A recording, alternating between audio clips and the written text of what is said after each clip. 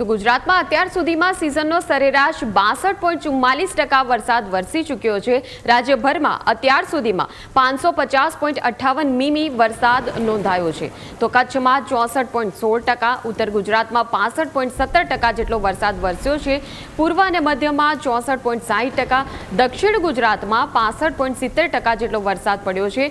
સૌરાષ્ટ્રમાં અત્યાર સુધીમાં સૌથી ઓછો 55.1% વરસાદ નોંધાયો છે। તો રાજ્યભરના 30 ડેમ કે જે 100% ભરાઈ ગયા છે। તો 30 ડેમ 100% ભરાઈ ગયા છે એટલે ચોક્કસ પાણીની જે સમસ્યાઓ છે તેમાં થોડે ઘણે અંશે રાહત મળે તેવી શક્યતાઓ છે।